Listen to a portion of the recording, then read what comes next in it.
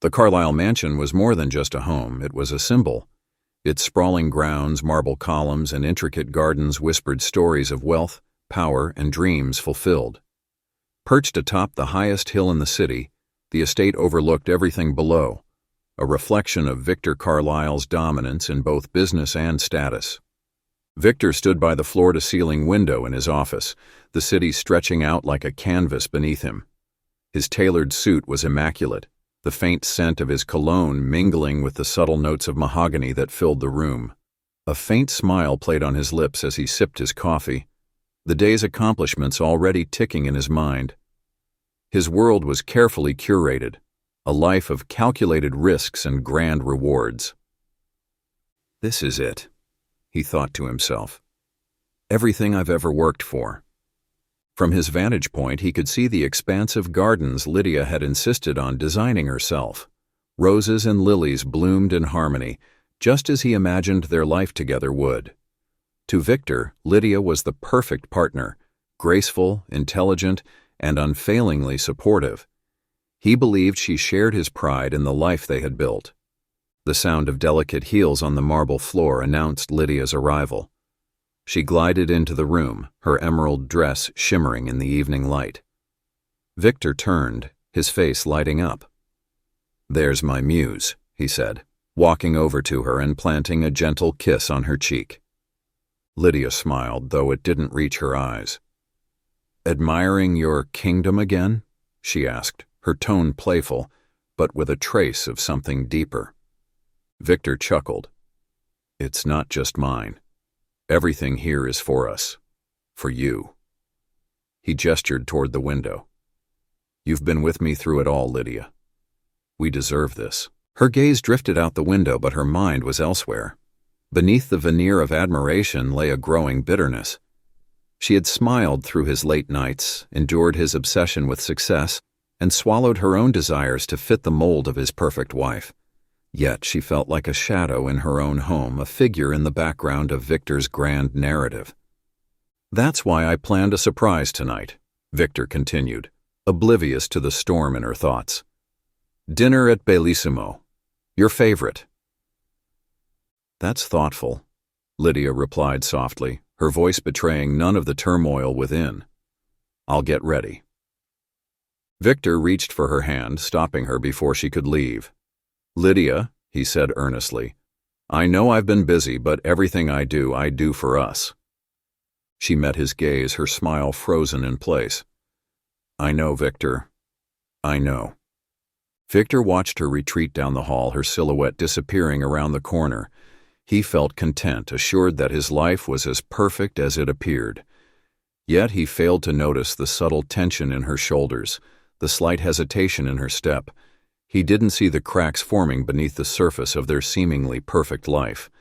As Lydia entered the grand master suite, her expression shifted. The graceful smile faded, replaced by a cold resolve. She stepped to the vanity, her reflection staring back at her like a stranger. The pearls around her neck felt like chains binding her to a life she no longer wanted. She exhaled deeply, pulling a sleek black phone from the drawer. With practiced precision, she dialed a number. When the call connected, her voice turned sharp and calculated. "It's me," she said. "We need to move forward. I can't keep playing this role." The voice on the other end replied in agreement. Lydia's lips curled into a faint, bitter smile. "Don't worry, he has no idea." As the sun dipped below the horizon, casting a golden glow over the mansion, Victor poured himself a drink in the lounge, the weight of his success finally allowing him to relax. Unbeknownst to him, the life he had built was hanging by a thread, and the very person he trusted most was holding the scissors. Lydia's black sedan pulled into a dimly lit parking lot on the edge of town, far from the grandeur of the Carlyle estate. The air was thick with the scent of rain-soaked asphalt, and the flickering streetlights cast long shadows. Lydia checked her rearview mirror, ensuring she hadn't been followed before stepping out of the car. She tightened her coat around her as she approached a figure waiting under the awning of a shuttered diner. Adrian Carlyle, Victor's estranged half-brother, leaned casually against the wall, his posture exuding confidence. Unlike Victor's polished demeanor, Adrian had an edge, sharp cheekbones, a perpetual 5 o'clock shadow, and a smirk that hinted at trouble. Despite their shared blood, Adrian had always resented Victor's success and the ease with which he seemed to achieve it. "You're late," Adrian said, his tone laced with impatience. "I had to be careful," Lydia replied curtly, brushing past him and ducking under the awning. "Victor's been more attentive lately. It's like he senses something," Adrian scoffed. "Victor, the king of obliviousness, don't flatter him. He's too busy polishing his empire to notice anything outside his bubble." Lydia crossed her arms, her gaze hardening. "Let's just get on with it. Is everything ready?" Adrian nodded, pulling a folded blueprint from his jacket. He spread it out on the hood of Lydia's car, revealing the layout of the Carlyle Mansion's garage. His finger traced the path to Victor's prized luxury sedan. "It's simple," Adrian explained. "I've got access to the garage. He still trusts me enough for that. I'll tamper with the brakes tonight. By the time he drives out tomorrow morning for his meeting, the failure will look completely accidental." Lydia's jaw tightened.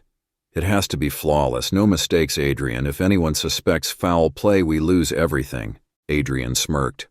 "Relax, Lydia. I know what I'm doing. By this time tomorrow, you'll be a grieving widow, and I'll be the supportive brother. We'll get everything we've ever wanted." Lydia hesitated, her fingers tracing the edge of the blueprint. For a moment, doubt flickered in her eyes. "Do you ever wonder if this is too far?" Adrian's smirk disappeared, his tone turning cold.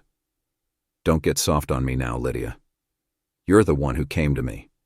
You're the one who said you couldn't stand living in his shadow anymore. If you're backing out, say it now." Lydia clenched her fists, forcing her hesitation aside. "I'm not backing out. Let's finish this." Adrian folded the blueprint with a satisfied nod. "Good. By tomorrow night, it's all ours." Unbeknownst to them, the faint shuffle of footsteps echoed from behind a dumpster nearby. Hidden in the shadows, a homeless boy named Daniel had been seeking shelter from the chilly night. His dark eyes widened as he caught snippets of their conversation, piecing together the horrifying plot. At just 13, Daniel had learned to survive on the streets with little more than his wits. He'd seen crime, cruelty, and desperation. But this was different.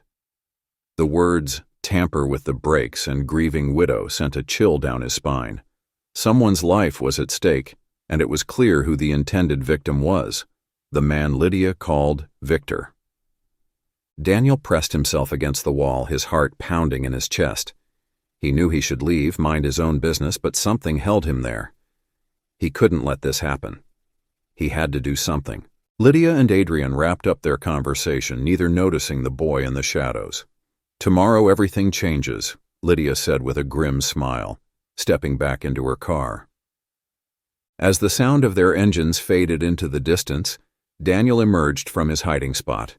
His hands trembled, but his resolve was firm. He didn't know how, but he was determined to warn Victor Carlyle. The morning sun cast a pale light over the Carlyle estate, its golden beams glinting off the mansion's polished windows. Victor Carlyle's black luxury sedan sat in the driveway, gleaming like a jewel under the light.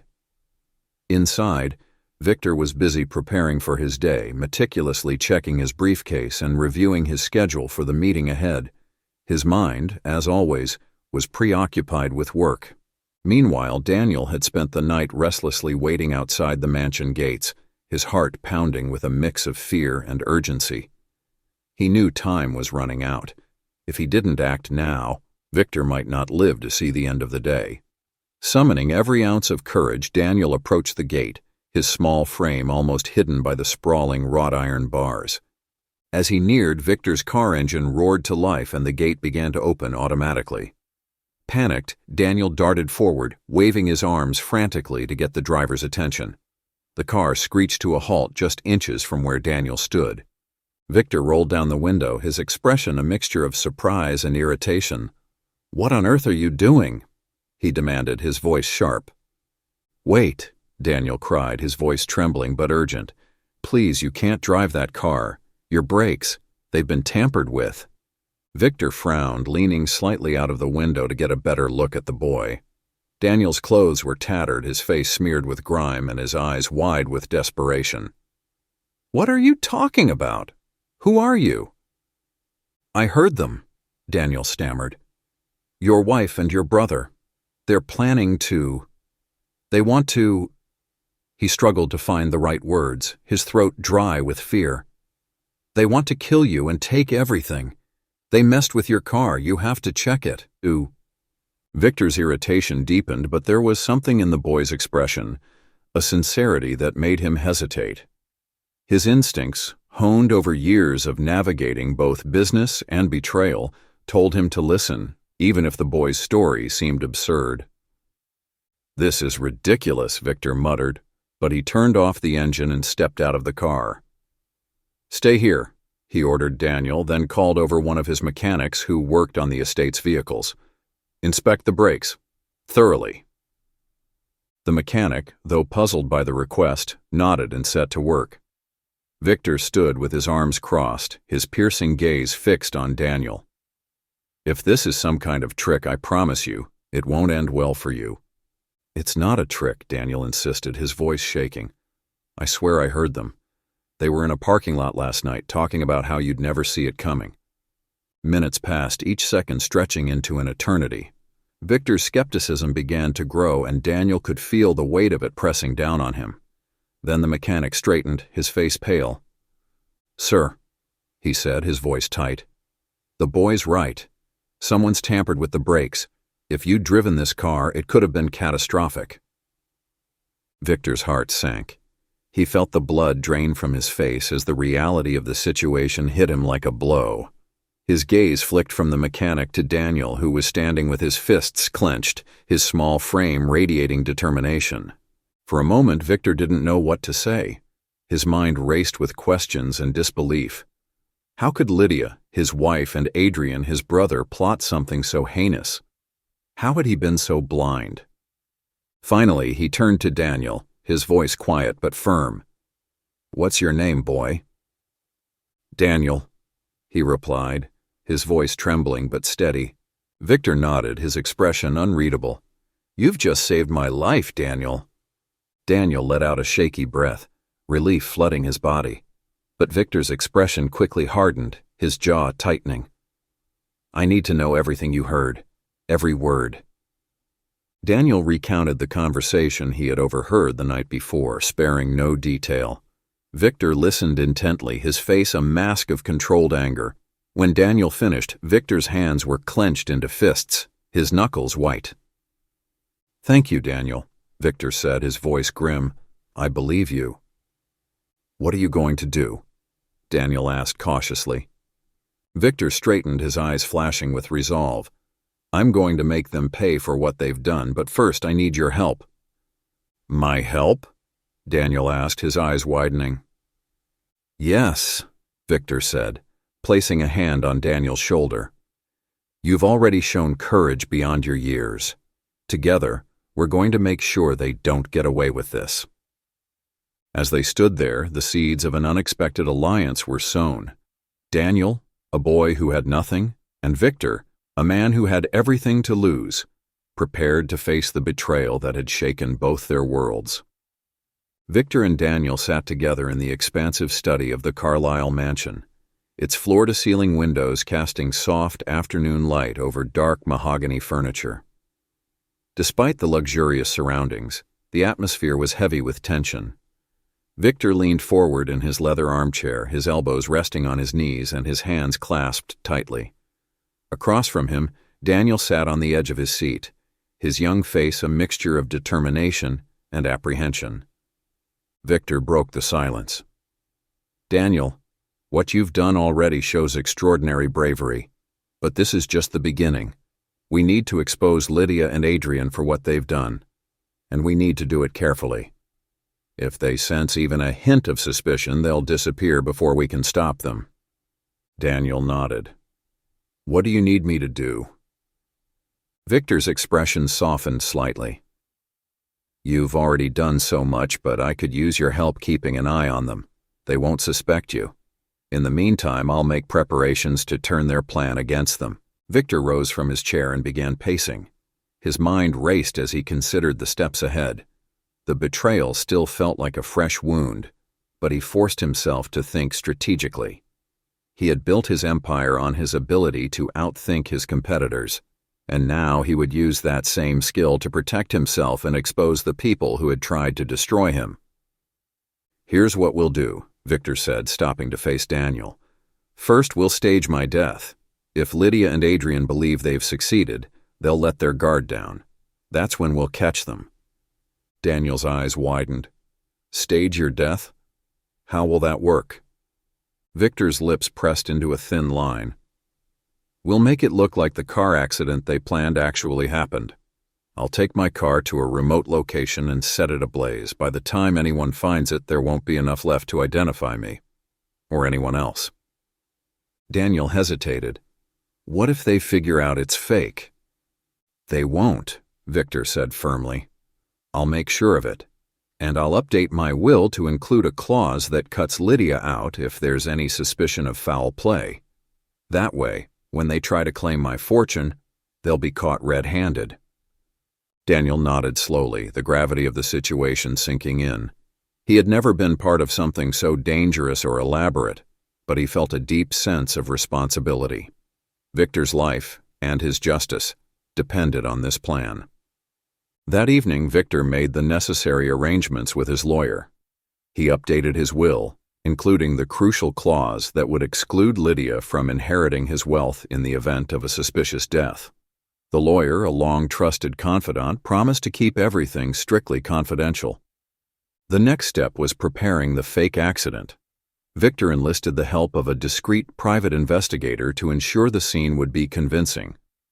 The investigator provided guidance on how to create the illusion of a crash and fire that would leave no trace of doubt.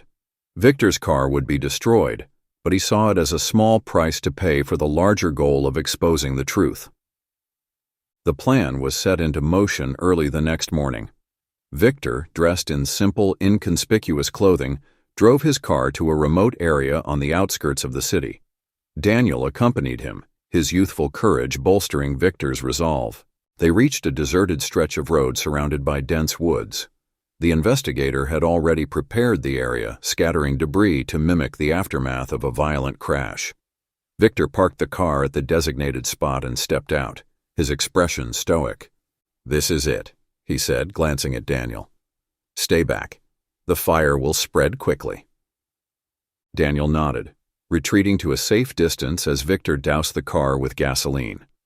With a final, steadying breath, Victor lit a match and dropped it onto the vehicle. Flames erupted instantly, consuming the car in a bright, roaring inferno. The two watched from the shadows as the fire burned, the heat and light an eerie contrast to the cool morning air. Victor's jaw tightened as he thought of the betrayal that had brought him to this moment, but he pushed the emotions aside. There would be time to process everything later. For now, he needed to focus on the plan. When the fire had reduced the car to little more than a charred shell, Victor turned to Daniel. "Let's go, we've done what we needed to do." They slipped away unnoticed, leaving the scene to be discovered by authorities later. News of the accident spread quickly, and by mid-morning, local media outlets were reporting that Victor Carlyle had been killed in a tragic car crash. Lydia and Adrian, believing their plot had succeeded, began putting their next steps into motion. Back at the mansion, Daniel stayed out of sight, observing Lydia and Adrian from a hidden vantage point. He noted their behavior, their conversations, and their expressions. It was clear they felt triumphant, their confidence growing with each passing hour. "They're buying it," Daniel reported to Victor that evening. "They really think you're gone." Victor nodded, his expression grim. "Good. Let them enjoy their moment. It'll make their downfall that much more satisfying." With the trap set, Victor and Daniel waited for the next phase of the plan to unfold. The pieces were in place, and soon, Lydia and Adrian would face the consequences of their actions. Lydia and Adrian sat together in the parlor of the Carlyle mansion, the room filled with an air of subdued celebration. The world believed Victor Carlyle was dead, and for them, the time to claim their reward had finally arrived. "Lydia," dressed in a somber black dress to maintain appearances, sipped a glass of champagne while Adrian leaned back on the plush couch, his confidence evident in the smug curve of his lips. "We've done it," Adrian said, raising his glass. "The wealth, the properties, the empire. It's all within our grasp now." Lydia smiled, though her eyes betrayed a flicker of unease. "Let's not celebrate too early. We still have to deal with the legalities before it's truly ours." Adrian waved a dismissive hand. "Victor's dead. The will is just a formality. What could possibly go wrong?" The next morning, the two conspirators arrived at the office of Victor's lawyer, their anticipation barely concealed beneath the guise of mourning. The lawyer, Mr. Aldridge, greeted them with a solemn expression, gesturing for them to sit. "Mrs. Carlyle, Mr. Carlyle," he began, his tone professional yet heavy, "let me first extend my condolences for your loss. Victor was an exceptional man." Lydia nodded, her practiced expression of grief in place. "Thank you, Mr. Aldridge. It's been a devastating time for all of us." Adrian chimed in, his voice tinged with faux solemnity. "Yes, it's a loss for everyone who knew him, but we must ensure his wishes are honored." The lawyer nodded and opened a thick folder on his desk. "Indeed, as Victor's legal representative, it is my duty to carry out the terms of his will. Please bear with me as I review the documents." The reading began with the expected details: properties, investments, and charitable contributions. Lydia and Adrian exchanged glances, their excitement growing as the list of Victor's assets was laid out. But then, Mr. Aldridge's tone shifted. "There is a particular clause in this will that requires special attention," he said, glancing up at the two. It was added shortly before Mr. Carlyle's passing. Lydia and Adrian stiffened, their confidence faltering for the first time. "What clause?" Lydia asked, her voice tight. Mr. Aldridge adjusted his glasses and read aloud. "In the event of my untimely death under suspicious or accidental circumstances, my estate shall not pass to my spouse, Lydia Carlyle, or my half-brother, Adrian Carlyle. Instead, all assets will be held in trust for charitable endeavors." The words hung in the air like a thunderclap. Lydia's face drained of color, and Adrian leaned forward, his hands gripping the edge of the desk. "What is this?" Adrian demanded, his voice rising. "This must be some kind of mistake." Mr. Aldridge remained calm. "There is no mistake. Victor was very clear in his intentions. This clause ensures that his fortune cannot be claimed if foul play is suspected." Lydia's composure cracked. "This is ridiculous. Victor would never have done something like this." Before the lawyer could respond, the office door opened and Victor Carlyle himself walked in, alive and well. The shock on Lydia and Adrian's faces was palpable. Lydia stumbled to her feet, her hand clutching the armrest for support. "Victor," she whispered, her voice trembling, "you're alive?" Victor's gaze was icy as he stepped forward, his presence commanding. "Surprised to see me?" he asked, his tone cutting through the room like a blade. Adrian stammered, his bravado evaporating. This is impossible. You were—" "Dead?" Victor interrupted. "That's what you thought, wasn't it? You planned it perfectly, didn't you? The tampered brakes, the carefully laid trap. You thought you could get rid of me and walk away with everything I built." Lydia found her voice, desperation lacing her words. "Victor, please, you don't understand." "Oh, I understand perfectly," Victor snapped, his voice sharp with betrayal. "I understand that the two people I trusted most conspired to kill me for money. You betrayed me, Lydia. You too, Adrian. And for what? Greed?" The room fell silent as Victor's words sank in. Lydia's mask of control shattered, and she lunged toward Victor, her voice rising in a frantic plea. "It wasn't like that. Enough," Victor said, raising a hand to stop her. He turned to the door and motioned for two uniformed officers to enter. "You'll have your chance to explain to the authorities." Lydia and Adrian froze as the officers stepped forward. "Lydia Carlyle, Adrian Carlyle, you are under arrest for conspiracy to commit murder. one of them said, producing handcuffs. "No, this can't be happening!" Lydia screamed as the officers restrained her. Adrian struggled briefly before giving in, his face a mixture of rage and despair. As the officers escorted the two out of the office, Victor remained still, his expression unreadable. Only when the door closed did he turn to Daniel, who had been waiting in the hallway. "You did it, Daniel," Victor said, his voice quieter now. "You saved my life." Daniel looked up at him, his young face solemn. "I just did what I thought was right." Victor placed a hand on Daniel's shoulder, his gratitude evident. "What you did took courage, and I'll never forget it. Now, let's make sure this chapter is truly closed." The two walked out of the office together, leaving behind the shadows of betrayal and stepping into the light of a new beginning. The sun streamed through the tall windows of Victor Carlyle's office, illuminating the richly furnished room, where the remnants of betrayal were still fresh in his mind. Though the conspirators, Lydia and Adrian, had been arrested and justice was served, the emotional weight of their betrayal lingered heavily on Victor's shoulders. Yet, amidst the pain, a newfound gratitude had emerged, a gratitude toward the boy who had risked everything to save him. Victor looked at Daniel, who sat quietly in one of the leather chairs across the room. The boy's small frame and wary eyes reflected the hardships he had endured on the streets, but his spirit was unbroken, his courage unshaken. For the first time in weeks, Victor felt a glimmer of hope in the midst of his turmoil. "You changed everything, Daniel," Victor began, his voice steady but warm. "If it weren't for your bravery, I might not be here today." Daniel looked up, his gaze uncertain. I couldn't let them do that to you," he said softly. "It wasn't right."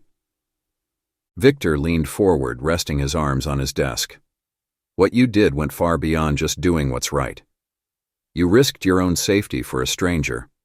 That kind of selflessness is rare, Daniel, and it deserves recognition."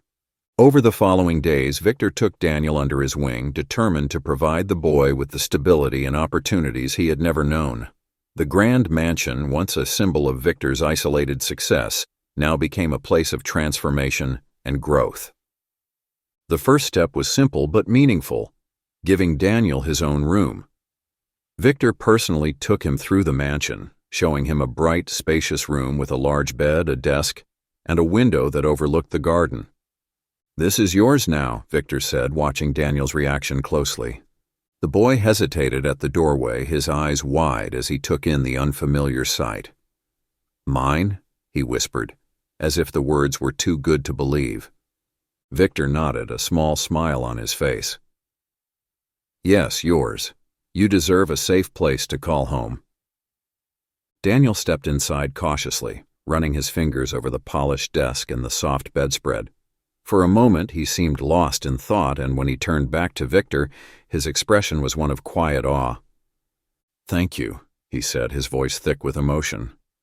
In the weeks that followed, Victor made it his mission to mentor Daniel, teaching him not only the intricacies of his business empire, but also the values that had guided his success: integrity, hard work, and the importance of giving back.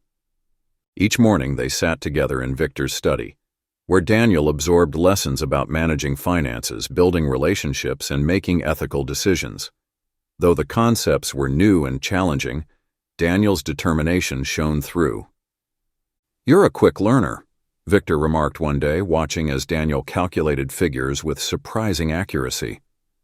"You remind me of myself at your age, eager to prove your worth." Daniel looked up, a small smile forming. "I just want to make you proud." Victor's expression softened. "You already have." Beyond the lessons, Victor sought to nurture Daniel's sense of belonging. They shared meals together, exchanged stories about their pasts, and even ventured into the city for outings. Slowly, the bond between them grew stronger, evolving from mentor and mentee into something deeper, a bond akin to father and son. One evening, as they sat by the fireplace after dinner, Daniel hesitated before speaking. "Victor, why are you doing all this for me?" Victor turned to him, his gaze thoughtful. "Because I see something in you, Daniel. Something special. You have a strength and kindness that this world desperately needs. And because after everything I've been through, I've realized that life is about more than wealth. It's about the people we choose to share it with." The boy's eyes glistened and he looked down at his hands. "I've never had anyone believe in me like this before." Victor placed a reassuring hand on Daniel's shoulder. "Well, you do now, and I'm not going anywhere." As the months passed, Daniel flourished under Victor's guidance. He gained confidence, learned new skills, and began to see himself as more than just a street boy. At the same time, Victor found renewed purpose in mentoring Daniel, a purpose that extended far beyond rebuilding his business. One day, Victor called his lawyer to revise his will once again. This time, he added Daniel as his primary heir, a decision that marked the boy's official place in his life and legacy. When Victor told Daniel the news, the boy was stunned. "Me? Your heir?" he stammered, his voice filled with disbelief. Victor smiled. "Yes, Daniel. You've proven that you're not just worthy of trust, you're worthy of carrying on everything I've built. And I'll make sure you're ready when the time comes." In their partnership, Victor and Daniel found redemption and a sense of family they had both been missing. The mansion, once a cold symbol of success, became a home filled with warmth, laughter, and hope. Together, they worked to create a future built on trust and integrity, a legacy that would outlast the betrayals of the past. For Victor, the boy who had saved his life became the family he never knew he needed. And for Daniel, the man who had given him a chance became more than a mentor. He became a father. As they sat together one evening watching the sun set over the gardens, Victor placed a hand on Daniel's shoulder and said, "You've changed my life, Daniel, and I know you're going to change the world." Daniel looked up at him, his face filled with gratitude and determination. "I'll do my best, Victor, I promise." And in that moment, the scars of betrayal gave way to the promise of a brighter future, one forged by loyalty, resilience, and the family they had chosen to become. The early morning sun spilled through the tall windows of Victor Carlyle's mansion, casting warm light over a space that now buzzed with renewed energy. The cold, distant emptiness that once defined the house was replaced with laughter, purpose, and a growing bond between Victor and Daniel. What had started as a chance encounter with a courageous boy had blossomed into something far more profound, a new chapter filled with hope, trust, and shared dreams. Victor and Daniel began each day with a routine that balanced discipline with inspiration. Breakfasts were no longer solitary affairs, they were shared moments of connection. Victor, ever the teacher, used their morning talks to impart lessons on leadership and responsibility. "Daniel," Victor said one morning sipping his coffee, "you've been given an opportunity few ever have. What you do with it will define not just your future, but the legacy we'll leave behind." Daniel nodded, his expression thoughtful. "I want to make it count. I want to prove I'm worthy of all this." Victor smiled, placing a reassuring hand on the boy's shoulder. "You've already proven that. Now it's about growing into the person I know you can be." Beyond financial reports and business strategies, Victor introduced Daniel to the values that had sustained his success. Together, they spent hours discussing the importance of integrity, empathy, and giving back to the community. One afternoon, Victor took Daniel to a charity event he had sponsored. The boy was struck by the sight of children his age receiving books, school supplies, and warm meals, things he once struggled to obtain himself. "This is what true wealth is," Victor explained as they observed the event. "It's about lifting others up, using what you have to make a difference." Daniel's eyes glistened as he watched a young girl hug a stuffed animal she had just received. "I want to help too," he said softly. "I want to be the kind of person who gives back." Victor placed an arm around Daniel. "You already are, and together, we'll do even more." Though life had taken a brighter turn, the shadows of betrayal still lingered. Victor often found himself reflecting on Lydia and Adrian's actions, trying to reconcile the love he once felt with the pain of their deceit. Daniel, ever perceptive, noticed the moments when Victor seemed lost in thought. "You still think about them, don't you?" Daniel asked one evening as they walked through the garden. Victor sighed, pausing to look at the sunset. I do. It's hard not to. They were family. Or so I thought. Daniel looked down, his voice quiet but resolute. I never had a family, not really, but if I did, I'd want it to be like this. Like us. Victor turned to the boy, his heart swelling with a mixture of pride and gratitude. And it is, Daniel. You're my family now. We've both lost people, but we've found something even stronger. As months turned into years, Daniel grew more confident in his abilities. Under Victor's mentorship, he became adept at managing the various aspects of the business empire. But his growth extended beyond professional skills. Daniel developed a sense of self-worth and purpose that radiated in everything he did. One day, Victor called Daniel into his study where a large stack of papers awaited them. What's all this? Daniel asked, his brow furrowing. Victor gestured for him to sit. These are the final updates to my estate. I've officially named you as my heir. Daniel's eyes widened, and for a moment he was speechless. Victor, I don't know what to say. Victor leaned forward, his expression earnest. Say that you'll honor this trust. Say that you'll lead with the values we've built together. You're not just inheriting wealth, Daniel. You're inheriting responsibility, and I have no doubt you'll carry it well. Tears filled Daniel's eyes as he nodded. I won't let you down. To commemorate Daniel's achievements and their journey together, Victor organized a gathering at the mansion. The once cold and imposing space was now filled with laughter, music, and the presence of people who had supported their growth. Victor proudly introduced Daniel to business partners and community leaders, highlighting the boy's resilience and potential. As the evening wore on, Daniel found himself standing beside Victor on the grand balcony overlooking the gardens. The twinkling lights and soft hum of conversation below created a serene atmosphere. Do you feel ready for what's ahead?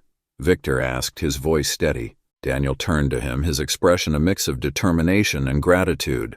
I do, but only because you believed in me. Victor smiled, pulling Daniel into a brief fatherly embrace. And I always will. The story of Victor and Daniel became a source of inspiration, a testament to the power of second chances and the family we choose. Together, they not only rebuilt a business empire, but also forged a bond that redefined their lives. Victor, once consumed by the pursuit of success, found fulfillment in guiding Daniel toward a brighter future. And Daniel, who had faced the harsh realities of life on the streets, discovered a home, a purpose, and a father figure who believed in him. As they stood together watching the world they had built, Victor said, We've come a long way, Daniel, and this is just the beginning. Daniel nodded, his eyes reflecting the hope and determination that now defined his life. Together, we can do anything. The mansion, once a symbol of solitary success, now stood as a beacon of trust, resilience, and the unbreakable bond between two people who had chosen to rise above their pasts. Their story, though marked by betrayal, ultimately became one of redemption, family, and the enduring power of loyalty and love. Life will always bring challenges, but remember this: honesty, kindness, and courage have the power to transform even the darkest moments. Build relationships on trust and love, because sometimes the most unexpected connections can bring light into your life. If this story touched your heart, don't forget to subscribe to our channel to support more inspiring stories like this. Join us as we explore tales of compassion, perseverance, and triumph. Hit the notification bell so you never miss an update.